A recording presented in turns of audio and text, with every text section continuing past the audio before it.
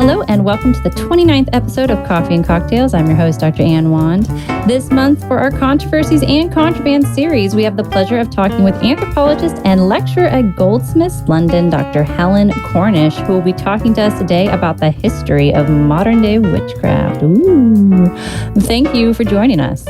Oh, it's really nice to be here. Thank you for inviting me. Pleasure. As per usual, we'll start off by having you tell us what drink you were having for the show, followed by a little bit about yourself. Helen, would you like to start? Well, today I have a cup of green tea. Green tea, nothing boozy in there? Nothing boozy in here, I'm afraid. No. That's all right. You're in the beautiful seaside town of Brighton. Oh, yeah. If you listen carefully, you may hear a seagull. Oh, yeah. If you listen outside, you may hear construction. Not half as nice. Well, I was going to say, so this topic that we're talking about, I know that there is a lot of taboos around it. And when I said I was going to do an episode on witchcraft, I got quite a few eyebrow raises, which I'm not surprised by, which is why I felt like it was even more important that we talk about this in an episode at the very least. So what I'd like to ask you, just to kind of start off, well, firstly, tell us a bit about yourself and then what got you interested in the history of witchcraft. Well, I think it's important to say, first of all, that I'm an anthropologist and I'm not a historian. Okay. And as we have this conversation, I think maybe some of those differences will become clear. But I am obviously really interested in history. But I'm interested in an anthropology of history. I'm interested in what history looks like as a subject and how we might think about the reliability or of evidence. And I think this is a really important question for us generally, let alone for what histories of witchcraft in the world today, because we've been through huge conversations around postmodernism in history and whether if what we all think is okay, then that's enough evidence. Or disputed histories. And I think it's really important before we start this that I'm not in any of these conversations about history ever suggesting that history doesn't matter or that people can make up their own ones or that real events didn't happen. But that there needs to be sort of a difference between that and understanding that how the past is always interpreted and made sense of is necessarily going to change on who's doing the looking or the speaking, whose history it is, how connected you are. So while you've introduced me as somebody who's interested in the history of witchcraft, I think I need to explain that it is the history of modern witchcraft. I think maybe you did say that. Yeah, I did. Yeah, you did. But it's not really that history of early modern witch trials or ancient paganism that I'm looking at. It is how today's witches themselves look at those histories. So it's a bit removed. Does that make Yeah, that makes a lot of sense. And I think even though this is more of a history-esque series, I think that there is ways in which you can approach history. You don't have to necessarily be talking about the Salem witch trials, although that is very interesting. But you can also look in the ways in which people interpret history and make sense of it. And we'll be talking about revisionist history within the witchcraft community later on. But I think one question that I'm sure our listeners are all wondering is the big question, are you a witch? I am not a witch. No, but I have now been hanging out with witches for more than 20 years, witches and occultists and pagans. We'll unpack some of these terms as we go through. And there was one book launch I was at where I was explaining to somebody that I had recently been part of an academic conference about whether you needed to be an insider or not. And she said, "Oh, yes, that's very important. It really matters that insiders have the chance to talk about their histories and their practices." And I said, "Yes, but I'm not a witch." And she went, "Oh, you've been hanging around with us for too long. It doesn't matter anymore. What is inside and what is outside is sometimes more complicated." Well, and I think that's the thing when you are a researcher or if you're a journalist, if you're from any field that requires any type of in-depth knowledge of a particular topic, I think there's this assumption that if you have, especially with witchcraft, if you have an interest in it, then you must be a witch.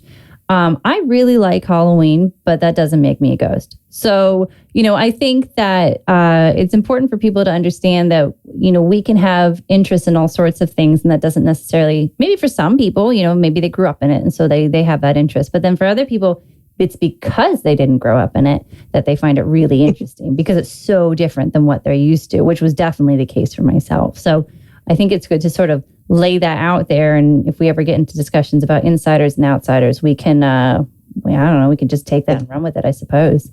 But that leads me to my next question. What is the difference between a pagan, a witch, and a druid? And more to the point, what is the difference between traditional witchcraft and Wicca?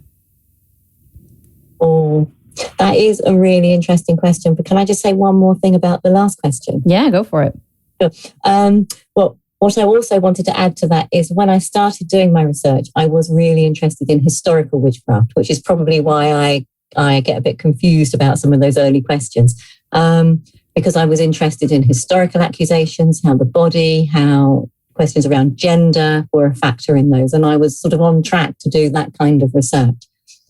But I was also, as I've just said, really interested in those questions about historiography and how histories are created and negotiated. And when I was doing my MA, I was interested in how the body of the witch was represented in the Museum of Witchcraft in Cornwall. So I went down there to have a look. And while I was there, the Graham King, who had just taken the museum over, made some passing comment about how students were always coming through the door really interested in historical witchcraft accusations. But what he wanted the students to be looking at was the history of modern witchcraft, because witches were having arguments about history. And I knew a little bit about modern witchcraft and Wicca, but I didn't really know they were having arguments about history. And this seemed to bring all my interests in questions about history as a troublesome subject, witchcraft, all together in a really interesting question. I wasn't interested, as Graham was suggesting, to find out what the history really was. There were plenty of other people doing that, like Ronald Hutton, for example, professor of history at Bristol. And his work has been hugely significant in this. I was really inspired by the work of another historian, Diane Purkis, and her book, The Witch in History. But it was in those spaces between historians and witches and these arguments about history, which is where I found my kind of home. Yeah. So, sorry. No, I think it's really important. And I think there's always a bit of a journey that happens with the work that we do. You go at it thinking you're going to study one thing. And then I think anybody who's ever done research on any topic, no matter how big or how small, they always think they're going to focus on X. And then they go down the rabbit hole, or in some cases, a bazillion rabbit holes. And then they realize what they're actually going to talk about is Y, or even Z or Z, depending on how you want to say it. And it ends, you end up finding your place, but sometimes it's in a way you just never really anticipated before, which I think is true for a lot of people. Yeah, but within this community, could you tell us, because there's different hats that people wear. Some say they're a hedge witch, some say that they're a traditional witch, some say that they're a druid. Could you kind of simplify in, so many words? Like, I know it's complicated, but could you just give the listeners a general idea in a simplistic fashion what the differences are between these terms, knowing that there are exceptions to all of them? There are exceptions to everything, and everything I say will be contested and challengeable. But it's really not straightforward. But really, on a very general rule, the word pagan usually gets used to describe kind of a generic umbrella term for many forms of nature religions, which might include like a love of nature as a spiritual path, for example. It might resonate with ideas about how you build quite experiential relationships between humans and kind of unseen non-humans, whether that's animals or plants, stars, even stones, in a very animated and spirited kind of material world. That everything has a spirit. And maybe to respect the seasons and be in time or in sync with the energies of the cosmos rather than the constructions of industrial human life. Often polytheistic, so, venerating many gods rather than one, seeing itself perhaps historically as some kind of more primordial or more ancient religious practice. But usually these days with the recognition that whatever formulation they are working with has a modern construction somewhere. Under that umbrella of pagan, you will find lots of people who say, well, I'm maybe a druid or a Wiccan or a witch or maybe a heathen or some other kind of spiritual, maybe magical religious path. But somehow situated within that bigger sense of that reverence and in being in tune with an inspirited natural world. But it really is not for everyone. You're going to find plenty of witches who will insist that they are not pagan. That maybe they see what they do as a form of occultism that they see has got nothing to do with an inspirited sense of nature. It's got much more to do with maybe like ritual, potentially? Probably ritual, yes. But that there will be other forms of sort of unseen threads that they are engaging with, but not this sort of nature-based practice, which they would say is implied by the word pagan. And what about a druid? Because normally I think of trees, but I know they're definitely not trees.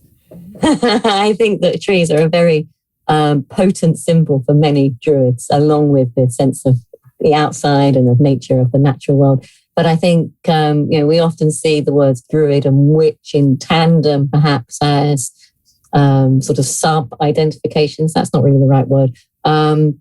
Within pagan traditions, to describe very simply two different modern magical religious traditions as contemporary religious paths, maybe with distinct histories of creative revitalization. Whether that's through Druidry, rooted through the writings of 18th century antiquarians, and lots of contested histories about the authenticity of those histories, but nevertheless with a vibrant, live,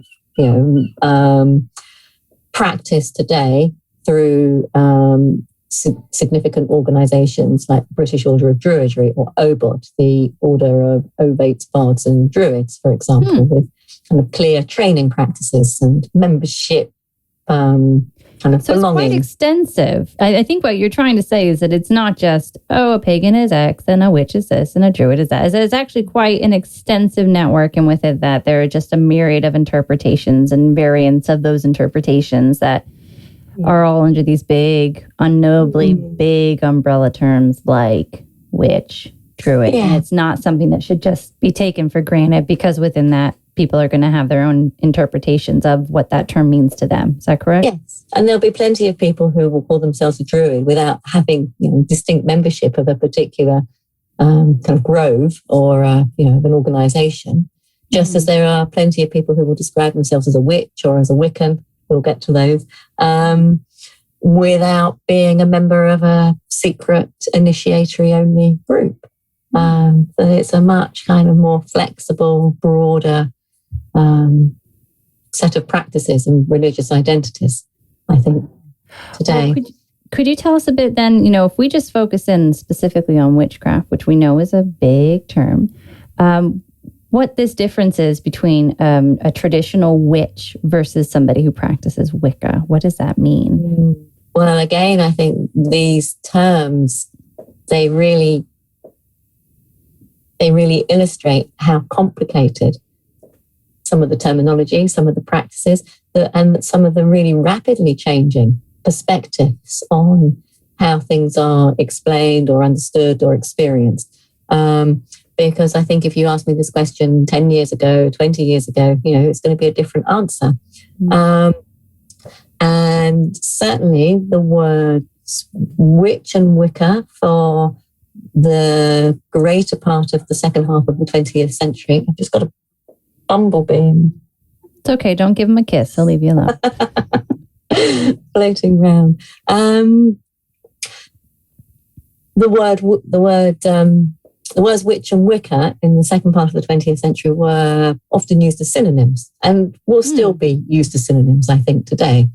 But whereas you've got the rise of Druidry as that significant organization, the mid-20th century saw the rise of witchcraft as a distinct magical religious organization, largely through the work of Gerald Gardner's writing, when witchcraft was positioned as a as the continuation of an ancient pagan fertility practice, with ancient priestesses at its helms, venerating a horned god.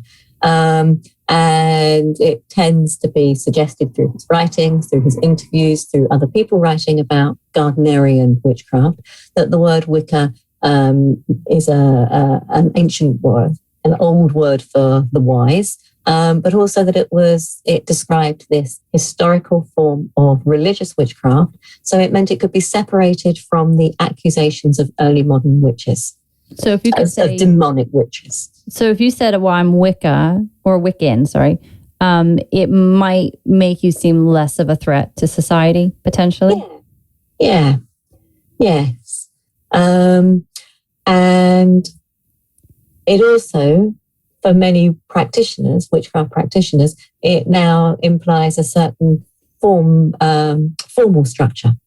It will imply that you belong to something that is in some way or form connected to the initiatory, often secret, but certainly intensive form of witchcraft practices that are connected to either Gardnerian witchcraft or possibly Alexandrian or other contemporary group.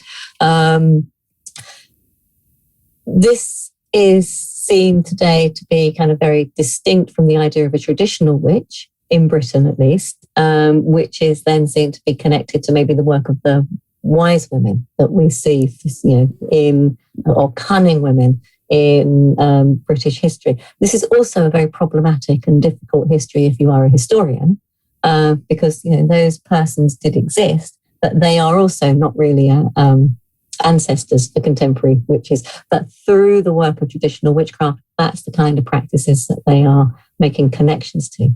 Now, if you are in North America, the distinctions between traditional witch and Wicca are very different, because it is much more likely that if you hear the description of a traditional witch, it means that it is an authentic connection to Gardnerian tradition that has moved from Britain to America. So traditional witchcraft there is a form of witchcraft that will directly trace its ancestry to Gardnerian covens, whereas in Britain it is usually to infer that it is a different historical path, sometimes used to mean that it's more authentic or older or less written, or a different route. Okay. So obviously this is quite intense. And I know that having taught a course on neo-paganism and not being a specialist, I found when I was doing the reading, I picked out a few books and I started reading. I thought, okay, this will be pretty straightforward. And then I started actually reading the material and going, okay. Obviously did not appreciate the level of stratifications that are involved just in terms of labeling. I mean, in society in general, labels can be very complicated, but even within, the magical communities, they also have a lot of labels attached to it, and people can get quite sensitive. But you did mention, so we're talking specifically about British witchcraft for the purposes of this particular episode. But I think quite a few people might want to know, where is witchcraft practice? And I think before we get into that, I know within some fields, this idea of witchcraft, people talk about witchcraft in the African subcontinent, or they talk about witchcraft in other forms of the East, and those do exist. But they are, and again, having done some research on that is a whole nother beast. It is a very, it's a topic that deserves its own episode at the very least, let alone an entire degree. So for the purposes of this episode, where is westernized, I guess you could say, and again, I'm probably more Eurocentric, I think is the right way to put it, witchcraft normally practiced. And I think in Eurocentric, it's kind of in the name, but where would you say it's practiced based on the work that you've done? I really like all your caveats there. I think but what you're doing there is just illustrating so nicely how contentious and problematic this word witch is, which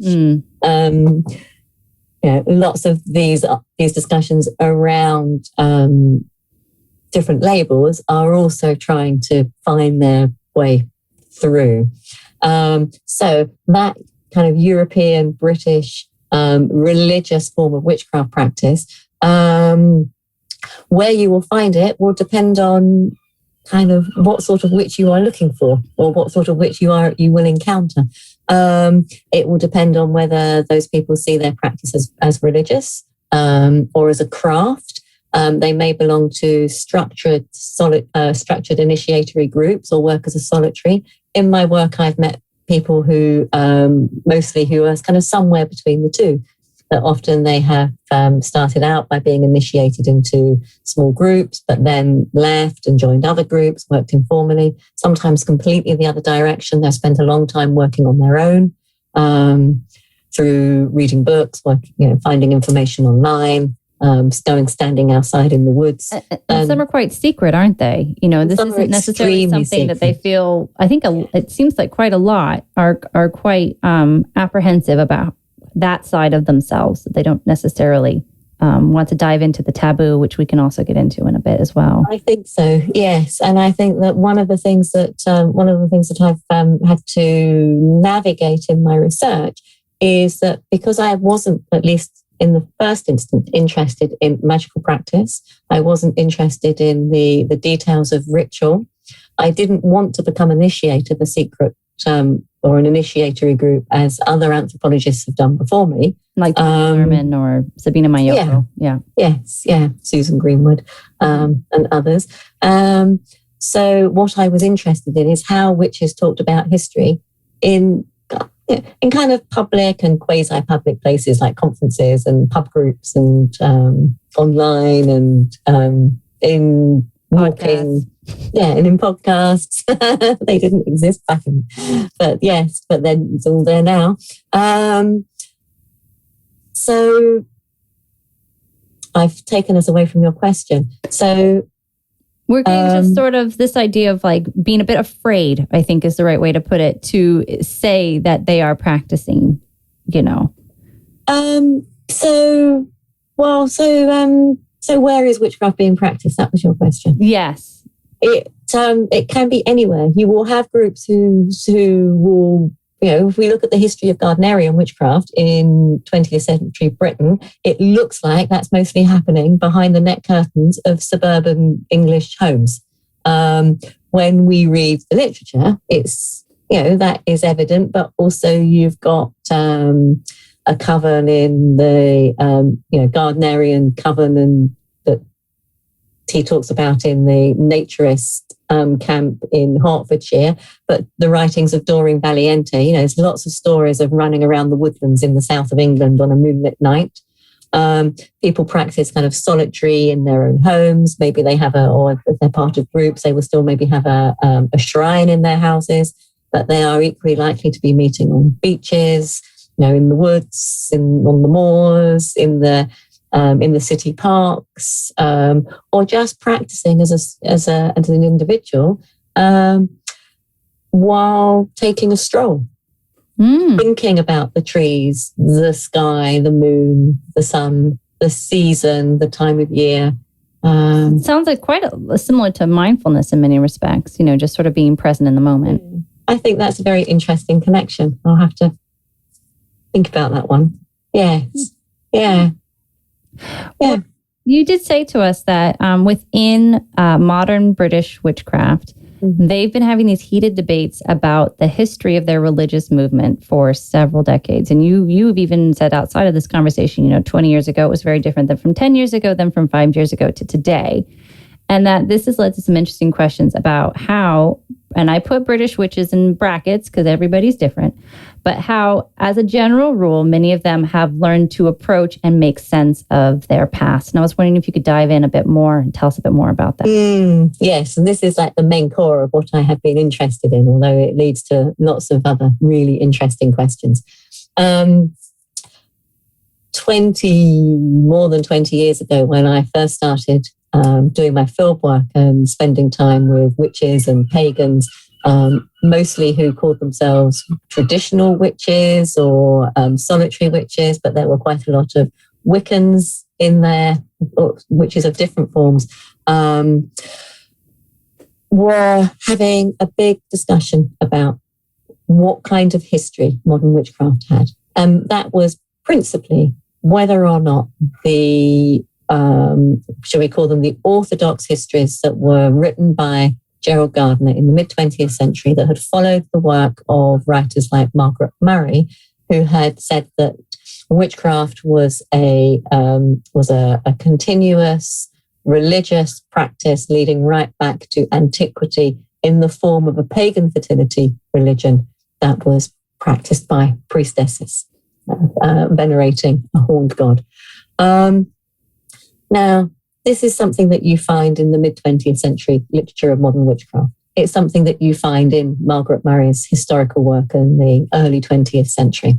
But historians have done a lot of work to discredit that history from the 1950s, 60s onwards, and tell us that Margaret Murray's work really has no real basis in the historical record.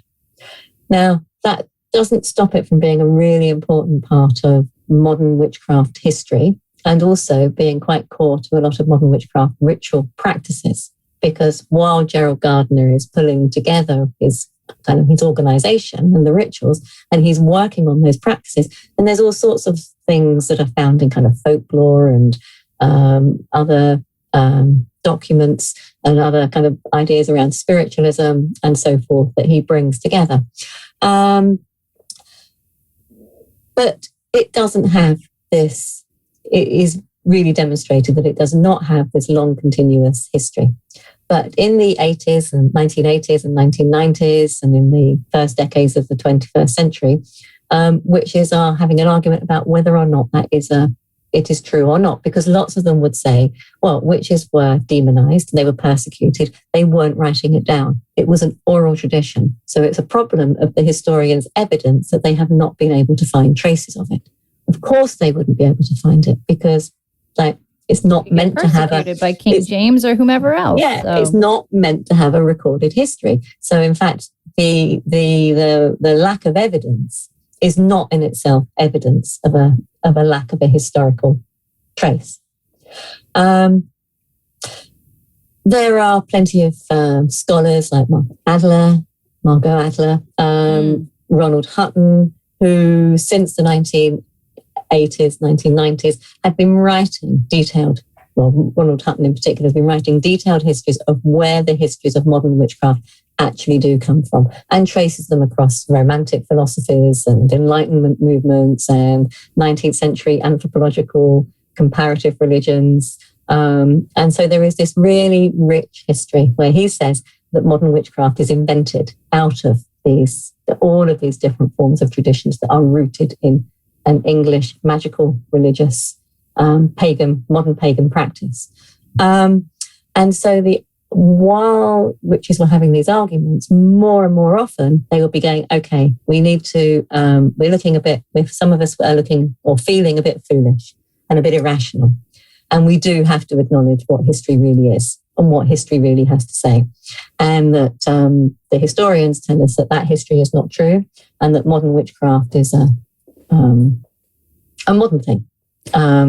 Would you say, if I could cut you off and again to be a bit controversial, would you say that witchcraft traditions today are an invented tradition? Well, I think that probably all traditions are invented traditions. Yeah, and I'm not trying to propose one or the other, but I just know it's a discussion that comes up quite a lot in Anthropology. We talk. Eric Hobsbawm talks about invented traditions, and so from that perspective, I'd just be curious to know what has been your understanding of it, and maybe have practitioners said anything about that. Yeah, I mean, I do think that practitioners more and more might talk about things being an invented tradition, but nevertheless, I think that I am hesitant to use that term because I think it seeks to kind of to stabilize and reify the very thing that you're trying to maybe disrupt. Because if it's an invented tradition, then you feel like, well, maybe it's happening like it all in one go. Whereas these things are much, much more flexible and fluid and changeable. So maybe evolved, potentially? Yeah, possibly, yeah. And we can meet lots of contemporary witches who will be absolutely adamant that their personal connection is much older and more authentic than Gardnerian practices. But if you look at the rituals that they're carrying out, then they're very similar. But it doesn't mean that they're, it may well be that their traditions are older and have been, we may not have the evidence for it, but along the way, all of those other more modern traditions and rituals may have been taken up. So it's a much, much messier, I think, and much more entangled history. And I'm not sure that it always helps by asserting that a tradition has been invented, because there might be some moments where we can see some really explicit moments of creativity. Doreen Valiente writing The Charge of the Goddess, for example, a really significant poem and Wiccan ritual. And we can see that as a moment of great creativity and really important spiritual practice. But does that make it an invented tradition? I'm not sure. I might be being a bit semantic here. No, but I think that's always the thing when we, there are always going to be those two topics that are always going to ruffle people's feathers, regardless. It's going to be politics and it's going to be religion. And I think, especially as outsiders like you and I, there's an awareness on our part, A, not to be disrespectful, and B, realizing that we are in a position where there's not a practitioner who can speak for themselves. And so there needs to be awareness and respect of that, we're outsiders talking about a subject where, if an insider were in there, they would be able to at least speak from their own experience, and obviously not for an entire community, but they would be able to at least have their voice be heard. And so I think things like invented tradition, again, as an outsider, we have to be mindful that we don't want to disparage or necessarily talk poorly about a community that we obviously have developed, in some cases developed friendships with or whomever, and then we respect. And so we want to make sure that those relationships can be maintained.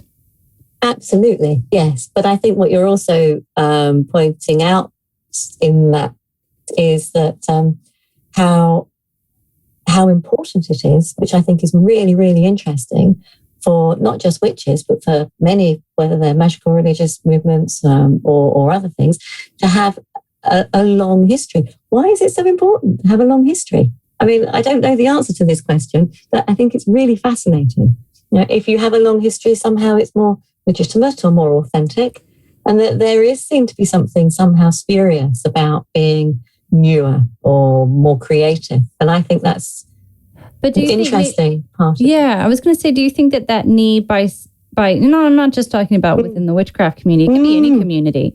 Yeah. But there's, especially if you're fighting up against a society that has its own perceptions, that maybe there's that need. It's almost like having that degree box to tick on your CV to say, look, I'm not what you think. I'm valid, I'm worthy, and that maybe that might play into it as well. Yeah, there is something that we validate because it has historical depth. And that in itself, I think, is an interesting question. Yeah, go on. What I was going to say is that what seemed to then happen in the British witchcraft modern movement, as they were kind of taking on these more realist and rationalist histories of the movement, is that now I have a couple of friends who say that I am I make this too sort of self-evident or deliberate, and I don't think it is the case. I don't think people are really making a conscious, necessarily, distinction between different types of histories when they do this. But the effect of it, I think, is that round by about, 2008, 2010, something like that, there was a very distinct acceptance that modern witchcraft had a shallow realist movement. And that maybe if you were interested in the Margaret Bury and the garden stuff, then you would accept that as a really valuable foundation and not as a realist history. In itself, but at the same time, the desire to have connections to the deep past would be found then through other forms.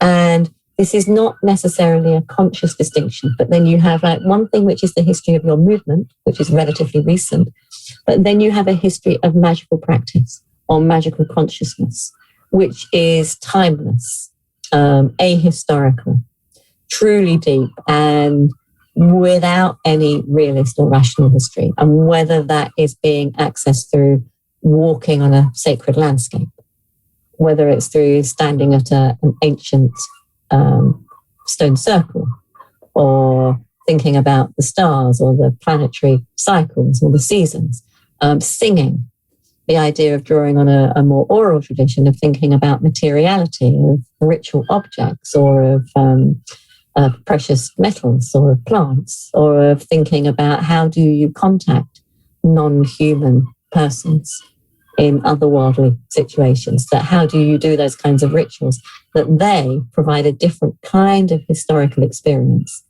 that is very different from that realist explanation of the history of modern witchcraft. And then how those then get entangled together to come up, to kind of construct a connection to a past is, I think, becomes one of the driving forces of histories of modern witchcraft over the last 10, 20 years. Wow. And what happens, one more thing. And then what happens in that is that you have a different set of ancestors, rather than those kind of Gardnerian Murray-esque ancestors of ancient pagan priestesses. They're still probably in stories and oral histories and ritual practices and ideas, but the ancestors become much more likely to be those cunning folk and those wise women, because they are, on the one hand, there is evidence of them in the written record, even though they're not modern witches or Wiccans or any of the things that we might associate with it today. But there are lots and lots of recorded evidence of cunning practices and cunning folk. But at the same time, they're there in the record, but at the same time, they create a ready and vibrant connection to all of those ideas about how do you contact, as a human, all of those non-human magical consciousness, spirituality, energies, whatever we want to call them. Okay. And what part would you say that revisionist history has played in the British witchcraft community today? Okay. I think really that's probably what I've just been saying, isn't it? I've leapt ahead there. I'm sorry. That's okay. Yes. So I think that what that revisionist history, that moving away from those orthodox Gardnerian Murray-esque histories of ancient pagan priestesses as a single thread connecting the past to the present, has been a downplaying of the idea of a pagan priestess and bringing into focus the cunning women and the wise women and the cunning folk of the last, the sort of 16th, 17th, 18th, particularly 19th century Britain. Always present. We can find those characters in Gardnerian writing. We can find them in Margaret Murray's work. They're very, very powerful in the writing of people like Doreen Valiente, for example. So it's not that this is a new character, but I think the emphasis on the cunning woman or cunning folk as an ancestral source is more central now than it was 20 years ago, because it is able to do many things in terms of having that place in the historical record, but also as a sort of a pivotal ancestral connection to forms of magical practice and ritual. Well, not ritual as the way that the modern witches understand it. Cut the ritual. Magical practice, I think, or understanding. And if we could kind of dive in back, we talked about a little bit earlier, this idea of taboo, right? Why do you think studying British witchcraft is considered by mainstream society to be considered taboo? And do you think, especially with social media and the rise of feminist movement or interpretations of feminist movement, do you think this perception is changing? I think that's really interesting. I think it is always in ebbs and flows, and I think we are currently in a really heightened period.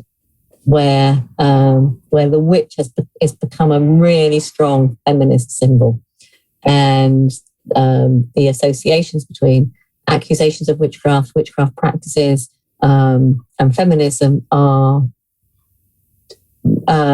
really strong. And you see that in popular media, all across social media. We can think about the witches of Instagram. We can think about witch talk. Some of, which play with magical practice to varying different degrees. But also the idea of witchcraft is a very sort of strong political set of actions, which we see, I think, particularly with the witches of Instagram. Studying British witchcraft is something that's a bit taboo. I think for a lot of anthropologists or a lot of social sciences, it's not so much taboo as maybe a little bit irrational. You can say embarrassing, and I a little bit embarrassing. Because, it's not to be, again, discredit practitioners necessarily, but I know myself, when I went to the conference, actually, you were talking, that's how I knew who you were. And it was fascinating for me. It was hand over heart, the most interesting conference I ever went to. And then I went to a party afterwards, and I was speaking to some anthropologists, and one of them, and I was kind of on a buzz, and he said, well, what did you do? And I said, I went to a conference, and we're all these druids and witches. And he just looked at me in like utter disgust, like, what? And I thought, isn't that sad? I mean, we've all spent our lives trying to be respectful of others and to be open to other people's perceptions, whether we agree or disagree. And then I mentioned this one thing, and you just dismissed it as like child's play.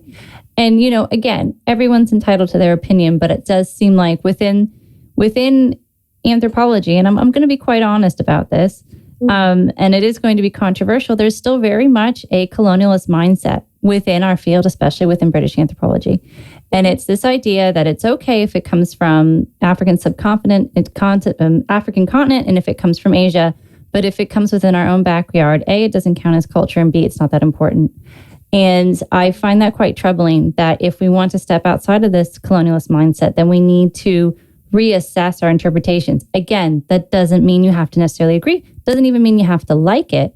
But that colonialist element does need to be extracted from the way in which we practice our discipline. And I think, from my perspective, looking at this, even for a short period of time, made me realize even more so how problematic this could be within our discipline.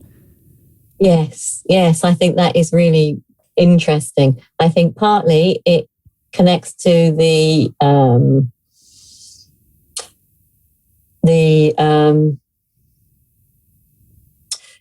overlap between the different uses of the word witch that you were talking about earlier. And we said we're only going to be talking about modern witchcraft as a sort of modern magical religious practice today. But there are all sorts of places where the word witch is still really troublesome. It's really problematic. But if we look at the anthropological literature from the 1990s onwards, then ideas about occult economies, for example, ideas about witchcraft were being seen as a model for some sort of creative modernity. Whereas I think often within a European or a British context, they are seen to be connected to kind of folklore or irrationality, or looking backwards. And I think some of these questions around the problem of folklore as a form of knowledge are really relevant, and witchcraft seems to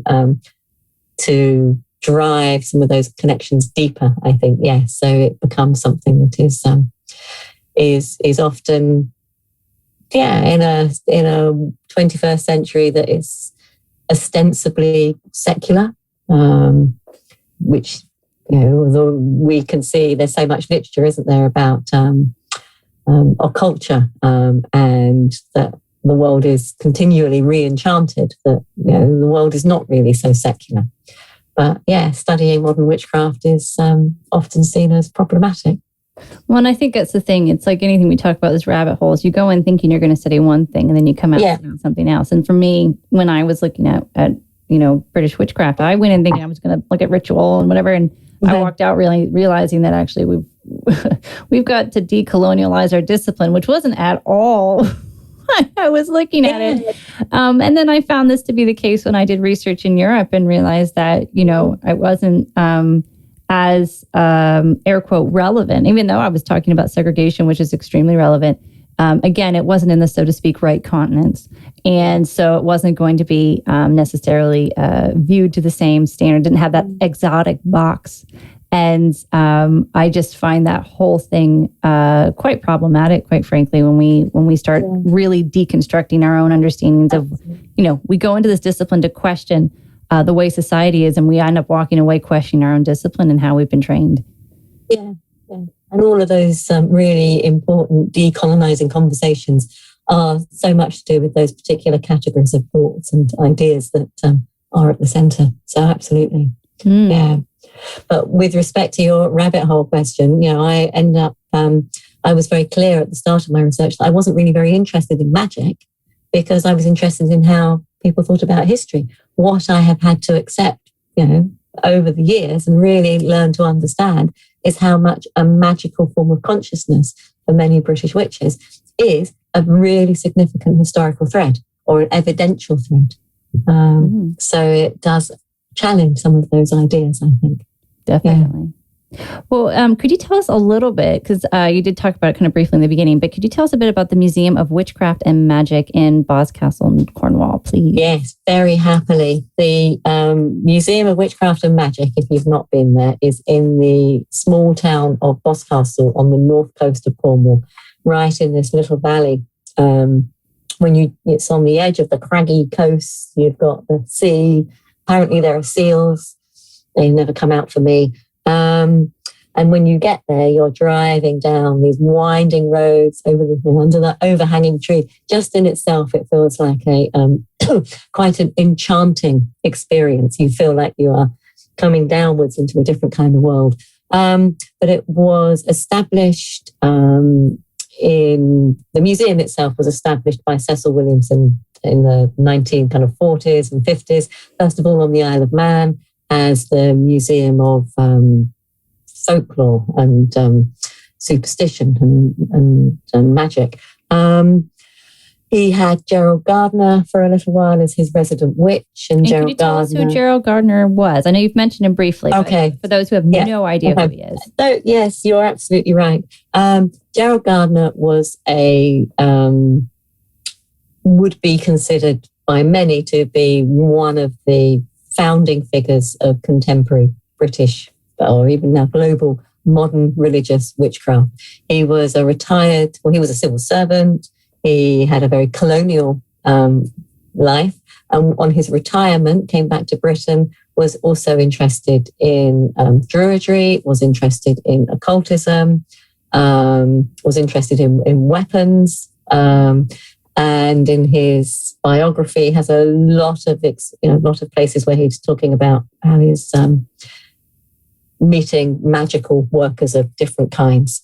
But he claims that when he came back to Britain in the 1930s, he went and joined a theatre group in the New Forest in the 1930s, and just happened to be uncovering the authentic, continuous tradition of an ancient witchcraft practice, Wicca, that he just found himself initiated in. And he first of all wrote a novel, and then he later published a book called Witchcraft Today, in which he outlined the history and the rituals and the practices. He set up a coven in Hertfordshire in a shed on a nudist camp in Brickett's Wood, in which he pulled his coven together and continued to write and to have lots of media interviews. He went out to the Isle of Man to work with Cecil Williamson in his Witchcraft Museum, ended up buying the Witchcraft Museum from him and spending the next few years running the Witchcraft Museum there on his own terms. There are... I have to stop because there are too many things to say. That's okay. So the from there, you said Cecil Williams ended up... Cecil Williamson brings his museum back to the mainland, and after a series of unsuccessful locations, arrives in Boscastle because it's a really good tourist spot. So there's a sense of magical Cornwall.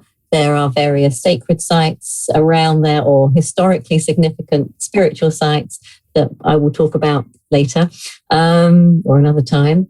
And but there is a well-trodden path, and it will support itself. You know, a museum, a small independent museum, needs to have an income. So you need not only to have something that will attract all the witches who want to see their history and who want to make those kind of pilgrimages to your museum, but also you need to be able to entertain the passing trade. And so Williamson did that really well. He made a sensationalist museum with lots of kind of strange dioramas of odd ritual, kind of things that might not be out of the place in a Muse of the World expose on modern witchcraft. But lots of the people who I hear from who visited the museum during his his museum say, if you knew where to look, what you saw was not these big sensationalist accounts, but this quiet history of what Williamson called the story of the Wayside Witch, which is the hedge witch, maybe the wise woman, the story of the cunning folk. And through these artifacts and belongings and magical tools of those wise women secreted. Lots of famous modern witches knew Williamson. He was also very theatrical and had a history of being of earlier occultism and witchcraft and different kind of childhood exposés. Also had a colonial past. Was a part of the film industry. Apparently was part of a secret mission during the Second World War about kind of illusion. So there's lots of really interesting biographical stuff. And has a very successful museum. Yeah. Really well connected with the witchcraft and occultists across Britain and America throughout the 70s, 80s. And in his own 90s, he then sold the museum and the collection to Graham King, who took the museum over in 1996. And by this time, the museum really needed modernizing. And Graham kind of made it more thematic. So whereas Williamson's museum was maybe a bit more random, you had these dioramas or these tableaus, but there wasn't much narrative. And Graham King came along and gave it a very clear narrative about these objects are to do with kind of history or ideas around persecution or to do with Cornwall or sacred sites. And these are the stories of modern witchcraft. And these are, objects that belonged to famous people of the 1970s. But here is also the story of the wise women. And in that, he built a wise women's cottage in the middle of the museum that is meant to represent a generic 19th century rural witch's home. And there are all sorts of magical tools and artifacts that are laid out on the table and hanging from the walls like strings of hold stones, lengths of knotted rope that are all meant to show the working practices of a rural country wayside witch. Alongside that, Graham set up a library out of Williamson's. And you can do research there as well, can't you? You can. You can't at the moment because of COVID, but in principle you can. There's a really excellent archive. Graham set up the website. He put together a digital database.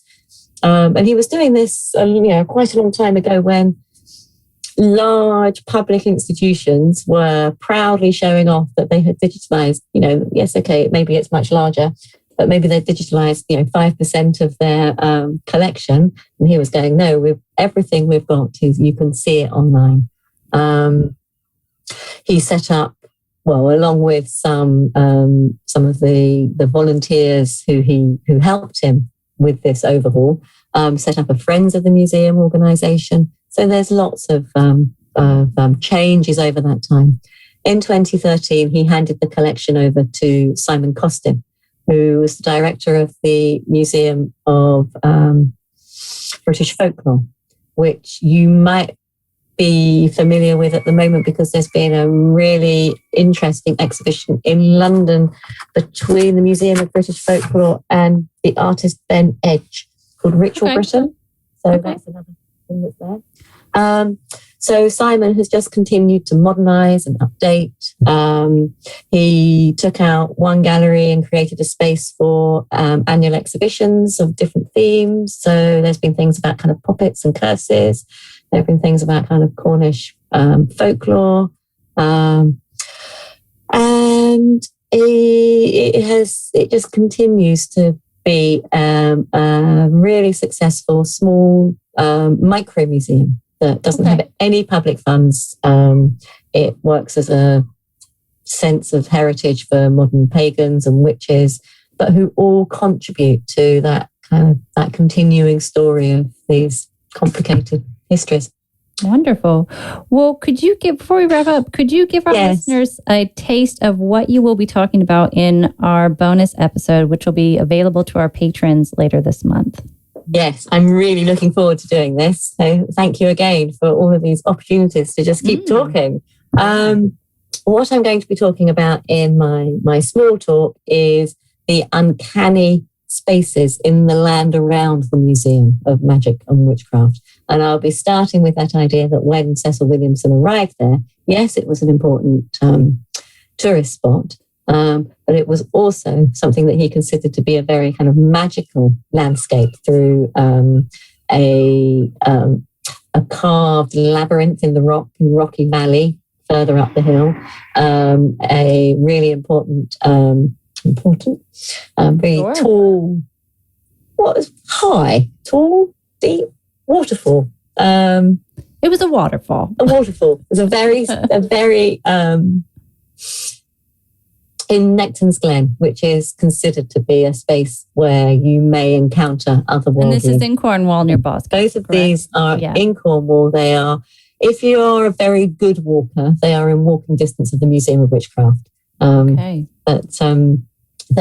they. So I don't want to talk about the museum as such. I want to kind of think about the other places that people visit in order to think about the word uncanny and why we think that is always something that is frightening.